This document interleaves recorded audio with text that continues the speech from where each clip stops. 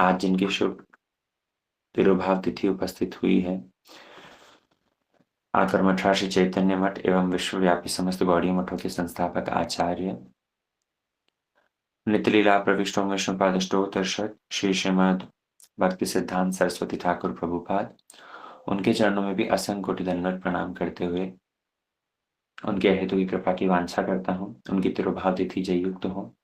समस्त रूपानुगुरु परंपरा के चरणों का आश्रय लेते हुए उपस्थित आप समस्त वैष्णवी हरिकथा श्रोत मंडली सभी के चरणों में मेरे यथार्थ प्रणाम। हरे कृष्णा। आज बहुत एक पुण्यवान तिथि उपस्थित हुई है। हम लोग विगत 2-3 दिन से जिन महापुरुष की कथा को श्रवण कर रहे हैं, आज उन्हीं महापुरुष का तिरुभाव तिथि है। ये तिरुभाव तिथि, इन महापुरुष ने जिस समय पर अपनी तिरुभाव तिथि को प्रकाश किया था, तो ऐसा प्रभाव था इन महापुरुष का कि जिस स्थान पर बाग बाजार गौड़िया मठ में जहाँ पर इन्होंने अपने शरीर को त्यागा है, तो वहां पर भी समय मानो रुक गया था।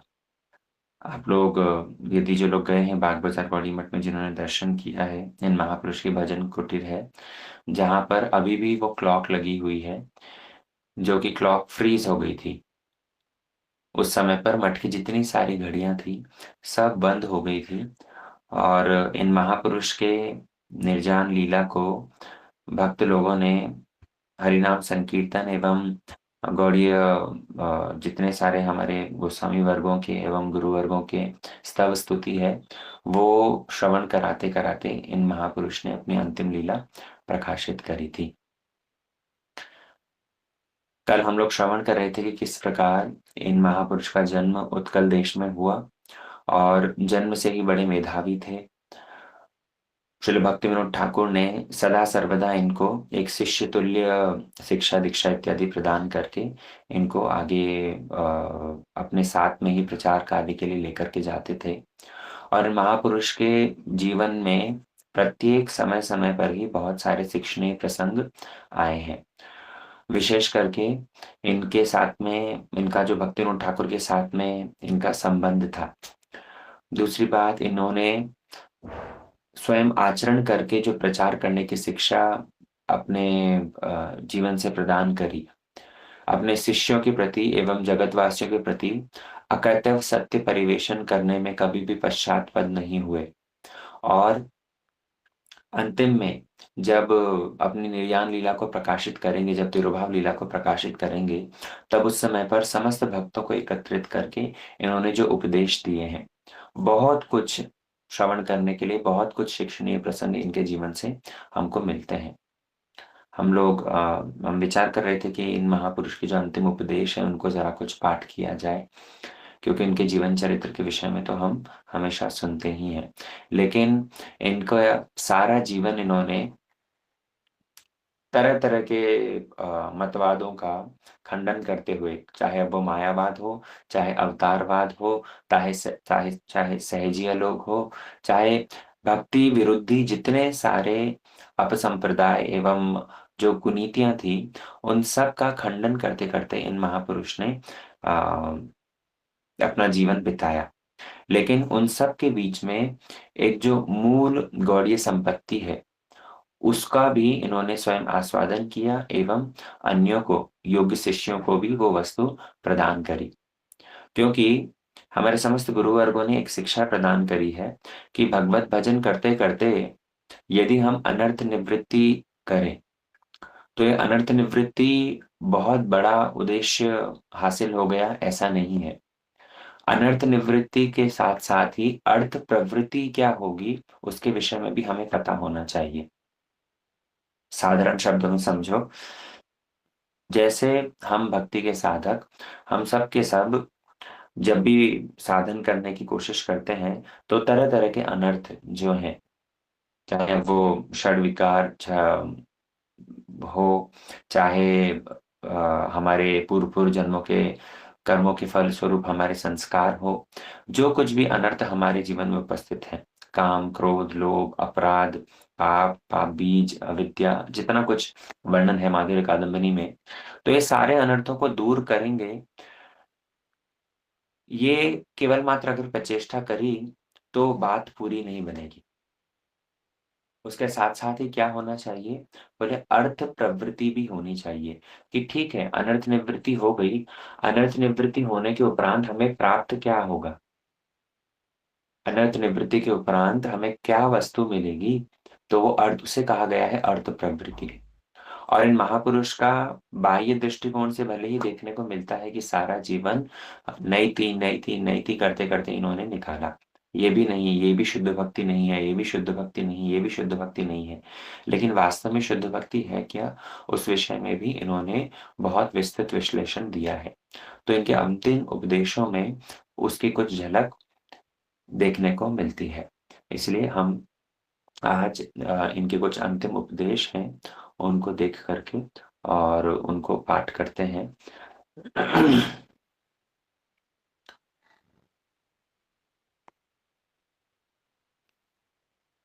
हुँ। कल हम लोग श्रवण कर रहे थे किस प्रकार इन्होंने जब भक्ति विनोद ठाकुर के साथ में प्रचार-प्रसार के लिए जाते थे, तो हमेशा उनके ग्रंथों को सबको अपने मस्तक पर ढो करके लेकर जाते थे। एवं श्रील भक्ति विनोद ठाकुर बीच में जिस स्थान पर प्रचार-प्रसार के लिए जाते थे, तो बीच में किसी समय पर जब कुछ व्यस्तता के कारण इनको भार सौंप कर के गए थे, एक समय की घटना है। तो जिस समय भक्तिविनोद ठाकुर एक समय पर उनको कुछ व्यस्तता थी, व्यस्तता के कारण इन महापुरुष को जब भार सौंप कर के गए हैं, तो उस समय पर इन्होंने इनका तो अपना स्टाइल था हरिकथा कहने का।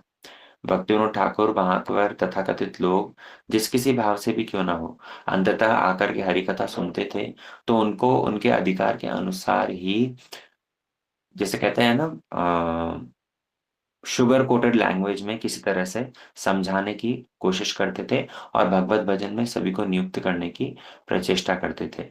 लेकिन इन महापुरुष का वे ऑफ स्पीकिंग इनका जो स्टाइल था, वो संपूर्ण रूप में अलग ही था। कैसा स्टाइल था? इनका विचारधारा थी कि वर्तमान परिस्थिति इतनी ज़्यादा दूषित हो गई है कि साधारण फर्स्ट एड देने से, अर्थात शुगर कोटेड बातें कहने से कभी भी कल्याण हो नहीं पाएगा। इसलिए जब मरीज़ बहुत ज़्यादा अवस्था खराब हो उसकी, तो ऐसे में फर्स्ट एड देने से काम नहीं चलता। तब क्या करना होगा? डायरेक्ट ऑपरेशन करना पड़ेगा। तो इन महापुरुष की हरिकथा का ऐसा वैशिष्ट्य था कि इन्होंने अकैतव सत्य का परिवेशन करते-करते लोगों को जब हरिकथा सुनाते थे, तो उस हरिकथा को सुन कर के हर कोई सहन नहीं कर पाता था। हर कोई उस विषय में हर कोई इसको ग्रहण नहीं कर पाता था। लेकिन तब पर भी ये अपने विचारों को कभी भी उसके अंदर मिश्रण या उससे कॉम्प्रोमाइज़ नहीं करते थे। तो जब श्रील भक्तिविनोद ठाकुर वो इनको कुछ दिनों के लिए दायित्व सौंप करके गए हैं कि तुम सिद्धांत सरस्वती तुम ये कुछ भक्तों को हरिकथा श्रवण करवा करके 2-3 दिन के लिए ज़रा देखना और उसके बाद में फिर मेरा काम शेष होने पर मैं पुनः वापस आकर के लोगों को यहाँ पर देख लूँगा। तो जब इन्होंने हरिकथा श्रवण करवाना चालू किया है, वहाँ पर कई लोग ऐसे भी थे जो निषिद्ध आचरण भी पालन कर रहे थे, बीड़ी पीते थे और अन्य-अन्य वस्तुओं का भी भक्षण करते थे। तो इनकी ऐसी स्ट्रॉन्ग हरिकथा के माध्यम से उन लोगों को सुनते वो चीज़ें हज़म नहीं होती थी। और धीरे-धीरे क्या हुआ उन्होंने यहाँ पर आना ही बंद कर दिया। तो जब श्रील भक्तिविनोद ठाकुर वहाँ पर सत्संग करते थे, भक्त लोगों को हरिकथा सुनाते थे, तब तो बहुत भक्त लोग आकर के भाग लेते थे। लेकिन 3-4 दिन जब इन्होंने हरिकथा करी है, तो हरिकथा करने के उपरांत बाद में जब भक्तिविनोद ठाकुर आए हैं, तो उन्होंने देखा बस गिने-चुने कुछ 8-10 लोग बैठे हुए हैं। भक्तिविनोद ठाकुर ने पूछा कि बाकी भक्त लोग कहाँ गए? तो बोले धीरे-धीरे वो हरिकथा सुन कर के उन्होंने आना ही बंद कर दिया। क्यों? क्योंकि साधु की वाणी, साधु के मुख से निसृत वचन जो है, वो कैसे हैं? वज्र के समान होते हैं। संत एवस्य छिन्दन्ति मनो व्यासंगम उक्ति भी। तो इन महापुरुष के मुख निसृत वचन इतने कठोर होते थे कि उनको सुन कर के हर कोई डाइजेस्ट नहीं कर पाता था। तो जो सच में शुद्ध भक्ति को ग्रहण करना चाहते हैं, वो तो इनके वचनों को श्रवण करके जीवन में आचरण करने के लिए प्रस्तुत हो जाते थे। और जिनको भोग वृत्ति जिनकी बड़ी प्रबल है, तो उनको इनकी बातें अच्छी नहीं लगती थी, इसलिए उन्होंने संघ में आना ही छोड़ दिया। लेकिन मुख्य बात क्या है, इन्होंने कभी भी सत्य के साथ में कॉम्प्रोमाइज़ नहीं किया। इनके अंतिम उपदेशों में भी इसलिए इन्होंने वर्णन किया है कि मैंने कई लोगों को बहुत सारी असुविधा प्रदान करी है। I have given distress to many people. क्यों? क्योंकि मैंने अकैतव सत्य कथा हर समय परिवेशन करी, और जिस समय ये अकैतव सत्य को कहने के लिए मैं गया हूँ, मैंने कपटता रहित हरिभजन के विषय में जो-जो कुछ बातें कही है, तो कई लोग मेरे शत्रु बन गए। इसलिए मैंने कई सारे लोगों को कई तरीके से असुविधा प्रदान करी। क्यों? क्योंकि रूप गोस्वामी के द्वारा वर्णित जो अन्यभिलाषिता शून्य भगवत भक्ति है, कृष्णानुशीलन की बात कही गई है, उसके अंदर कपटता आने से तो बात नहीं बनेगी। इसलिए मैंने क्या किया है, वही अन्य अभिलाषा और कपटता से रहित भगवत भक्ति के बारे में बतलाया। हर कोई व्यक्ति इसको ग्रहण कर नहीं पाया, काफ़ी लोगों को असुविधा हुई, कई लोग मेरे शत्रु भी बन गए। लेकिन एक दिन आएगा जब वे लोग भी मेरे इन वचनों को स्वीकार करने के लिए बाध्य होंगे, है ना? धीरे-धीरे मतलब उनके कहने का उद्देश्य ये है कि सारा जीवन भले ही मैंने लोगों को दुःख कष्ट दिया हो, लेकिन मेरा उद्देश्य ठीक था, कि मेरा उद्देश्य यही था कि हर कोई व्यक्ति शुद्ध भक्ति जो कि रूप रघुनाथ के द्वारा बतलाई गई है, उस शुद्ध भक्ति को ग्रहण करे। और शुद्ध भक्ति के अंदर हमारी भोग वृत्ति जब बाधा दे रही है, तो उस भोग वृत्ति के कारण असुविधा है। वास्तव में असुविधा मेरे वचनों से नहीं है, लेकिन एक दिन अवश्य ही आएगा जब सब लोग मेरी इस बात को स्वीकार करने करेंगे और मेरा अनुमोदन करेंगे। ये कहते हैं कि मैंने बहुत लोगों को असुविधा दी। कैसा असुविधा दी? बोले बहुत सारे छोटे-छोटे बच्चे, ब्रह्मचारी लोगों को मैंने उनके माता-पिता से दूर कर दिया।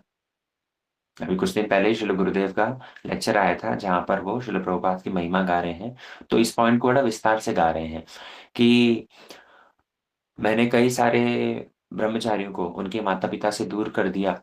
कई सारे शिक्षित व्यक्तियों को त्यागी बना करके मठ मंदिर में रखा, और महाप्रभु की वाणी प्रचार के लिए उनको बहुत ज़्यादा सुविधा भी नहीं दे पाया। लेकिन तब पर भी जितनी कुछ असुविधा क्यों ना हुई हो, महाप्रभु के मिशन के लिए उन लोगों ने जो कुछ योगदान दिया है, उससे उनका कितना ज़्यादा परमार्थिक कल्याण हो रहा है, वे इस चीज़ को एक दिन अवश्य ही समझेंगे। इसलिए इनका उपदेश है कि सब मिल-जुल करके श्री रूप रघुनाथ की वाणी का ही प्रचार करना। बड़े उत्साह से with great enthusiasm preach the teachings of Shri रूप एंड रघुनाथ टू एवरीवन। हर किसी को ये रूप रघुनाथ की वाणी का प्रचार-प्रसार करना और बड़े उत्साह के साथ में उसमें लग जाना। इनका अंतिम उपदेश है कि रूप गोस्वामी पाद के चरणों की धूल बनना ही हमारे भजन का उद्देश्य है। वो ही हमारी एकमात्र आशा रहनी चाहिए। To become the dust of the lotus feet of the followers of Rupa Goswami, Shri Raghunath Goswami is the object of our ultimate aspiration. हम जो कुछ भी भगवत भजन कर रहे हैं, उस भगवत भजन के माध्यम से हमें अंततः प्राप्त क्या होगा? हमारी आशा क्या होनी चाहिए? बोले श्री रूप गोस्वामी एवं उनके अनुगत लोग जो हैं, अर्थात श्रील गुरुपाद पद्म, श्रील परम गुरुदेव, ये श्रील प्रभुपाद, समस्त रूपानुग परंपरा, इनके चरणों की धूल बनना ही हमारे भजन का अंतिम सिद्धि होगी। इसलिए क्या करो? बोले सब लोग मिल-जुल करके ही वो रूप रघुनाथ की वाणी के प्रचार-प्रसार में लगो। ये इनका उपदेश है। हम लोगों को जो रूपानुग कहा जाता है, ये रूपानुग धारा है क्या? ये रूप रघुनाथ की वाणी है क्या? इस चीज़ को समझाने के लिए ही उन्होंने जितने सारे अन्य अभिलाष और कपटता वाली बातें थी, उनका विरोध किया। क्यों? क्योंकि रूप गोस्वामी पाद ने जिस शुद्ध भक्ति का वर्णन किया है, वो शुद्ध भक्ति जो आपको गोलोक वृंदावन तक लेकर के जा सकती है। ऐसी शुद्ध भक्ति के अंदर यदि कर्म मिश्रित हो, यदि ज्ञान मिश्रित हो, यदि कृष्ण सेवा से इतर अन्य अभिलाषा मिश्रित हो, कनक, कामिनी प्रतिष्ठा की आशा मिश्रित हो, कपटता यदि आ जाए, तब तो कृष्ण संतुष्टि, कृष्ण इंद्रिय तृप्ति कहाँ हुई? इसलिए इन्होंने अपने उपदेश में एक बात बतलाई है कि आश्रय विग्रह के अनुगत्य में विषय विग्रह की सेवा करना। सब लोग मिलजुल करके क्या करना? बोले आश्रय विग्रह के अनुगत्य में विषय विग्रह की इंद्रिय तृप्ति के लिए प्रचेष्टा करना। अब ये आश्रय विग्रह और विषय विग्रह क्या होता है? देखो, कृष्ण वे है विषय विग्रह। भगवान कृष्ण, उनके लिए चैतन्य चरितामृत में वर्णन आया है कि रसिक शेखर कृष्ण परम करुण, यही दुई इच्छा ही थे, यही दुई कारण ही थे इच्छार उद्गम। वहां पर कह रहे हैं कि कृष्ण कौन है? वो रसो वैस है। कृष्ण रसिक रसिक शेखर हैं, वो विषय विग्रह हैं। और उनके जितने सारे सेवक हैं, वो सारे के सारे सेवक, वे सब सेवक ही आश्रय विग्रह हैं। इसीलिए प्रभुपाद का उपदेश है कि आश्रय विग्रह के अनुगत्य में, अर्थात कृष्ण के जो सेवक हैं, उन सेवकों के अनुगत्य में विषय विग्रह की सेवा करना, अर्थात कृष्ण की सेवा करना। अब प्रश्न हो सकता है कि कृष्ण के सेवक कौन है? तो कृष्ण के सर्वश्रेष्ठ सेवक श्री बलदेव प्रभु, और उनसे भी श्रेष्ठ यदि देखें तो श्रीमती राधा रानी, है ना। इसलिए ये राधा जी के अनुगत्य में ही कृष्ण सेवा संपूर्ण रूप में करी जाती है, कृष्ण की इंद्रिय तृप्ति संपूर्ण रूप में संभव है। तो इसीलिए श्रीमती राधा रानी के अनुगत्य में, श्री बलदेव प्रभु के अनुगत्य में, ये दोनों जो आश्रय विग्रह हैं, इन आश्रय विग्रह के अनुगत्य में ही विषय विग्रह की सेवा करना, ये प्रभुपाद का उपदेश है। अभी हमारे जितने सारे गुरु वर्ग हैं, वे समस्त गुरु वर्ग भी श्रीमती राधा रानी के ही प्रकाश हैं। कल हमने बताया था ना, गौड़ी गुरु वर्गों के दो स्वरूप हम श्रवण करते हैं। एक तो वे सब के सब श्री नित्यानंद प्रभु के प्रकाश हैं, और दूसरे वो श्रीमती राधा रानी के प्रकाश हैं। तो इसीलिए ये दोनों जो आश्रय विग्रह हैं, चाहे वो बलदेव प्रभु हो, या नित्यानंद प्रभु हो, या फिर श्रीमती राधा रानी हो, तो इनके अनुगत्य में, अर्थात इनके जो श्रेष्ठ जन हैं श्री गुरु वर्ग, उन गुरुदेव के अनुगत्य में ही विषय विग्रह श्री कृष्ण की इंद्रिय तृप्तियों में लग जाना, स्वयं की इंद्रिय तृप्ति के लिए नहीं। प्रभुपाद का उपदेश है, विषय विग्रह की सेवा करनी हो तो वो केवल मात्र आश्रय विग्रह के अनुगत्य में ही संभव है। ये जीवन, ये हम इस जगत में, इसलिए उनका कहना है हम इस जगत में बहुत दीर्घ काल तक नहीं रहेंगे। All of you should sustain your lives in this temporary world which will last only for few days. इस जगत में हम लोग बहुत दीर्घ समय तक नहीं रहेंगे, बहुत कम समय के लिए ही हम इस जगत में रहने वाले हैं। तो क्या करो? बोले हरि भजन करके अपने इस जीवन को सार्थक कर दो, जिस किसी तरीके से संभव हो, जिस किसी प्रकार से संभव हो। हम हमारे इस जीवन की सार्थकता किसमें होगी? बोले भगवत भजन करते करते यदि इसे काट दिया जाए, यदि भगवत भजन छोड़ दिया और बाकी जीवन बड़े आराम से, बड़े सुविधा पूर्वक यदि व्यतीत किया, तो उसका कोई लाभ नहीं होगा। इसलिए इस जगत में, इस क्षण भंगुर जगत में हमारा जीवन बड़ा अस्थिर है, बहुत दीर्घ काल के लिए हमें मिला नहीं। मिला क्या? गारंटी कार्ड लेकर कोई आए हैं? नहीं। इसलिए इस जीवन की सार्थकता किसमें है? बोले हरि भजन करते करते ही अगर ये जीवन बीत जाए, तभी जा करके इसकी सार्थकता है। और इनका और एक उपदेश है जहां पर वो बतला रहे हैं कि सैकड़ों सैकड़ों भय उपस्थित होने पर, सैकड़ों सैकड़ों बदनामी आने पर, सैकड़ों सैकड़ों लांछना गंजना उपस्थित होने पर भी हरि भजन कभी नहीं छोड़ना। बहुत महत्वपूर्ण उपदेश। Even amidst hundreds of danger, hundreds of humiliations, hundreds of criticism, never abandon Hari bhajan. भगवत भजन, हरि भजन कभी नहीं छोड़ना। क्यों? क्योंकि हरि भजन के माध्यम से ही बतलाए ना, ये जीवन की सार्थकता है। इसलिए इनका कहना है कि हरि भजन कभी नहीं छोड़ना। इस हरि भजन के मार्ग पर कई लोग आपको, आपकी निंदा करेंगे, कई लोग आपके लिए आपको परिचर्चा करेंगे, कई लोग आपको कई तरह के भय भी दिखलाएंगे, लेकिन कितनी भी परेशानी आने पर भी हरि भजन छोड़ना नहीं। और तो और भगवत भजन जब करने जाएँगे, भगवत वाणी का जब प्रचार करने के लिए जाएँगे, तब उस समय पर हो सकता है कई लोग आपका समर्थन ना करें। कई लोग वो भगवान के चरित्र को श्रवण करने के लिए रुचि विशिष्ट ना हो। लेकिन ये सब होने पर भी कभी भी निरुत्साहित मत होना। कभी भी निरुत्साहित मत होना। इनका कहना है नेवर बिकम डिस्करेज्ड। कभी भी निरुत्साहित मत होना, क्योंकि इस जगत के जो लोग हैं, मेजॉरिटी ऑफ द लोग, बहुत सारे लोग ऐसे हैं जो कि भगवत भजन और या फिर कृष्ण कथा से विमुख हैं। वो कृष्ण कथा से विमुख हैं और कृष्ण कथा से विमुख होने के कारण ही उन वो आप जब उन्हें कुछ कहने जाएँगे, भगवत भक्ति की, कृष्ण सेवा का जो अकैतव सत्य है, वो यदि कहने जाएँगे, तो काफ़ी लोग उसमें आपको इंटरेस्ट नहीं दिखाएँगे। आपको सुनने के लिए वो लोग प्रस्तुत नहीं रहेंगे, लेकिन तब पर भी अपना श्रवण कीर्तन छोड़ना नहीं। श्रवण कीर्तन ही इस भक्ति राज्य के अंदर सबसे सर्वश्रेष्ठ वस्तु है। आप और इनका एक उपदेश है जहाँ पर बतला रहे हैं कि तृणादपि सुनेचेन तरोरिव सहिष्णुना। ये मंत्र यदि किसी ने सीख लिया, तभी जाकर के हरि भजन सहज रूप में हो सकता है। रिमेंबर, उनका कहना है कि हमेशा स्मरण रखना महाप्रभु की शिक्षा कि कैसे तिनके से भी अधिक दीनहीन, वृक्ष से भी ज़्यादा सहिष्णु और अन्यों को सम्मान देना, सम्मान की आशा न रखना। ये हो सकता है काफ़ी लोगों को श्लोक याद हो, श्लोक मुखस्त करना कोई बहुत बड़ी बात नहीं होती। लेकिन इस श्लोक में प्रतिष्ठित हो जाना, ये बहुत ही मुख्य वस्तु है। आप विचार करके देखेंगे, जैसी परिस्थिति उपस्थित होती है, हम सब के सब अपना जो अंदर है, असली रंग दिखलाने में पीछे नहीं हटते।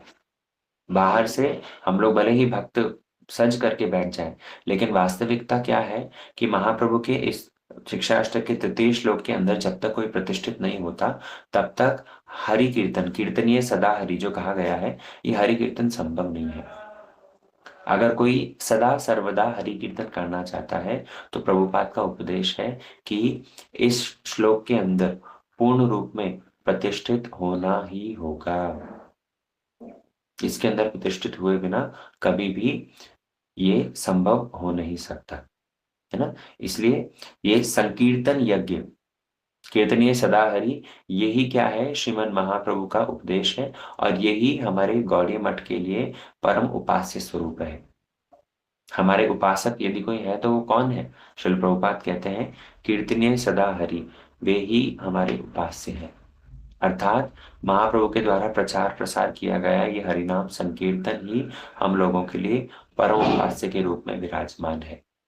कर्म का मार्ग, ज्ञान का मार्ग, ये सारे के सारे हमारे लिए ग्रहणीय नहीं है, है ना? इन्होंने कहा है कि भक्तिविनोद ठाकुर की जो धारा है, श्रील भक्तिविनोद ठाकुर की धारा हो सकता है उसके अंदर वो कभी-कभी उतार-चढ़ाव आए।